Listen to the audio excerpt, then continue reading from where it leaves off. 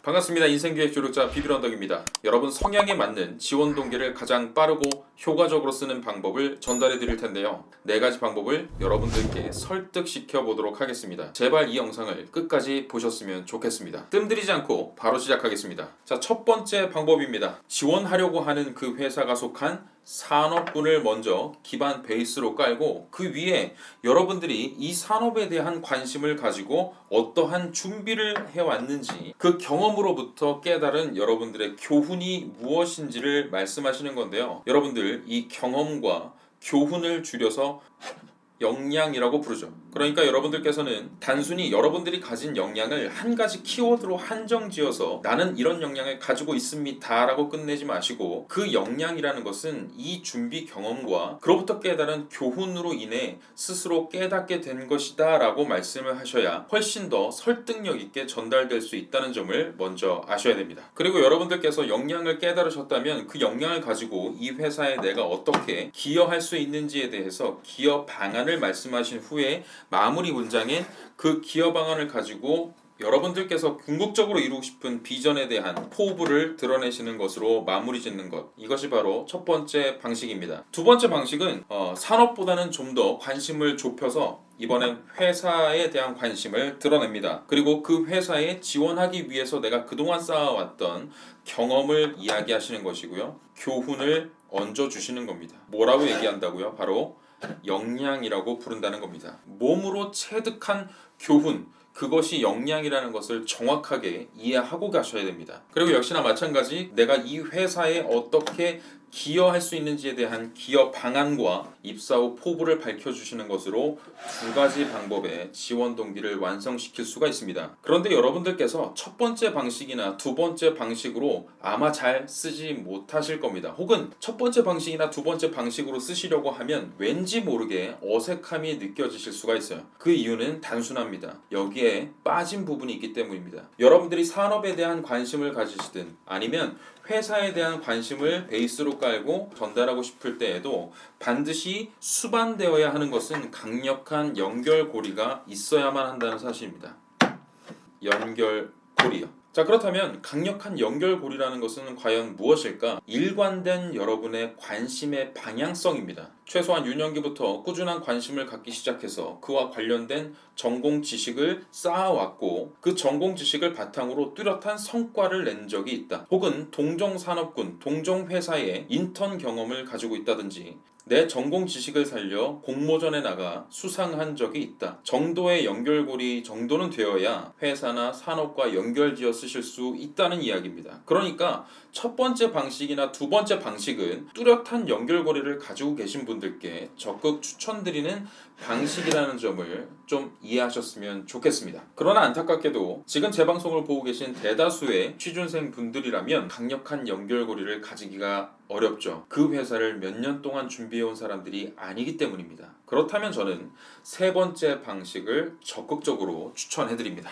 여러분들이 지원하고자 하는 직무를 베이스로 까는 겁니다. 그리고 내가 이 직무에 대해서 학습해본 결과 이 직무에 반드시 필요한 역량이 무엇이라고 생각하는지 직무에 대한 분석이 들어가야 된다. 그리고 그 분석 결과 나는 분명 역량을 가지고 있는 사람입니다. 어떻게 나는 이러한 경험을 가지고 있고 그걸 바탕으로 해서 어떤 교훈을 깨달았기 때문이죠. 자, 그런데 단순히 여기에서만 그친다면 사실 다른 회사에 같은 직무에 지원할 때 컨트롤 C, 컨트롤 V를 해도 이상하지 않을 법한 지원 동기가 돼버리죠. 여기에서 바로 입사 후 포부나 기여 방안으로 들어가시는 것이 아니라 회사에 대한 이해가 밑바탕이 되어야 한다는 겁니다. 그런데 아마도 여기까지 머리로는 이해하실 텐데 그럼 과연 회사와 연결고리를 또다시 생각해내는 것이 부담스러우실 수도 있어요. 그런데 여기서 제가 말씀드리고자 하는 회사에 대한 이해나 관심 정도라는 것은 최근 이 회사가 보여주고 있는 행보, 그러니까 기사 검색 등으로 충분히 알만한 회사의 최근 이슈 혹은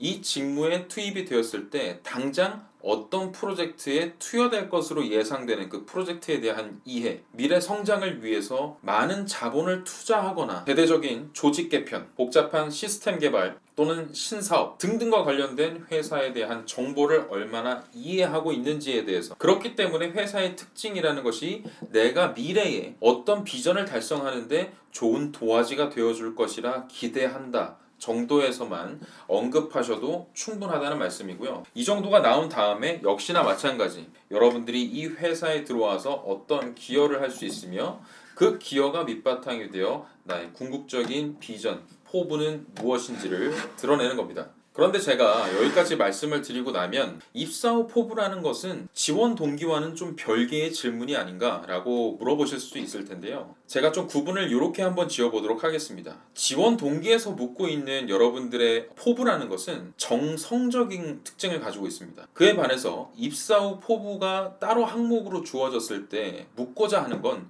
정량적인 포부에 가깝다, 이렇게 표현을 할 수 있습니다. 무슨 말이냐면 지원 동기에서 여러분들께 기대하는 것은 청사진, 어떠한 상황에 내가 기여하고 있을 것이라고 기대된다 정도의 포부를 말하는 것이고요. 정말 정식으로 입사 후 포부를 묻는 질문 항목이 나온다면 정량적으로 여러분들이 수치와 데이터를 가지고 향후 3년, 5년, 10년 뒤 내가 어떤 역할을 하고 있을 것이며 그 기반에는 내가 그동안 쌓아왔던 몇 %의 매출 성과 창출이라든지 성공 사례에 대한 정량적인 수치 데이터를 보여줄 수 있을 정도의 구체화된 표현이 필요하다. 이 정도로 압축해 볼 수 있습니다. 그러니까 여러분들의 핵심은 직무를 내가 얼마나 잘 이해하고 있고 이 직무에서 필요로 하는 역량이 무엇인데 나는 그 역량을 충분히 가지고 있는 사람입니다. 경험을 통해서 깨달았고요. 나는 그 안에서 교훈까지 얻었습니다. 몸으로 체득한 것은 쉽게 잊혀지지 않습니다. 나는 그것을 바탕으로 이 회사에 기여할 수 있을 것으로 확신하고 있으며 그러한 내가 입사했을 때 궁극적으로 내가 이루고자 하는 목표 혹은 여러분들의 회사에 이 정도의 기여를 할 수 있을 것이라 자부합니다 정도로 완성을 시켜놓는 것이죠. 자, 이마저도 어렵다고 생각하신다면 마지막 네 번째 방식을 써보시길 바랍니다. 역량 베이스로 가는 겁니다. 이 역량을 쌓아올 때까지 무엇이 필요하다?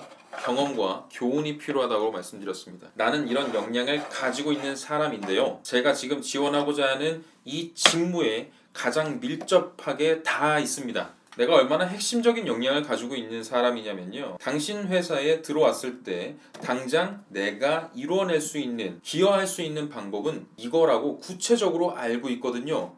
역량과 직무에 대한 이해를 바탕으로 곧바로 회사에서 써먹을 수 있을 정도의 구체화된 무기를 가지고 계시다면 이런 방법을 쓰셔야 됩니다. 그리고 당연히 청사진으로 끝나야 되는 거죠.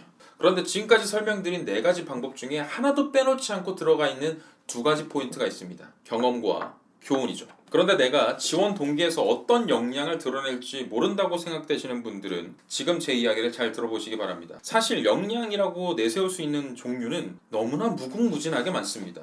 끈기, 도전, 열정, 꼼꼼함, 성실함, 협업, 의사소통 능력, 책임감, 협상력, 설득력, 리더십, 팔로워십, 관찰력, 통찰력, 창의력, 관리 능력, 도덕성, 문제 해결 능력, 의사결정 능력, 정보 활용 능력, 자료 분석 능력, 해석 능력, 관리 능력, 상호 존중 능력, 융합성, 실천력, 행동력, 기획력, 비판적 사고, 전략적 사고, 대인관계 형성, 추진력, 유연성, 친화력, 전문지식, 논리적 사고, 글로벌 역량 등등등. 근데 제가 지금까지 말씀드린 것 중에 어느 하나 나쁜 것이 없잖아요. 그러면 이 중에서 여러분들의 핵심 역량을 어떻게 뽑을 것인지 고민이 되신다면 직무를 보라는 겁니다. 여러분들이 지원하고자 하는 직무에 필요한 역량이 무엇인지를 살피는 겁니다. 그리고 여러분들이 쌓아온 경험과 교훈을 직무에 필요한 역량으로 치환시키는 것을 당연하게 생각하셔야 돼요. 여러분들이 가지고 있는 경험을 베이스로 나는 이런 역량을 가지고 있구나 라고 깨닫는 것은 자연스럽긴 하지만 시간이 오래 걸릴 수 있고 여러분들이 많은 회사를 지원하는데 오히려 걸림돌이 될 수 있어요. 그래서 제가 추천드리는 방식은 여러분들께서 지원하시고자 하는 그 직무에서 필요로 하는 역량에 나의 경험 그리고 나의 역량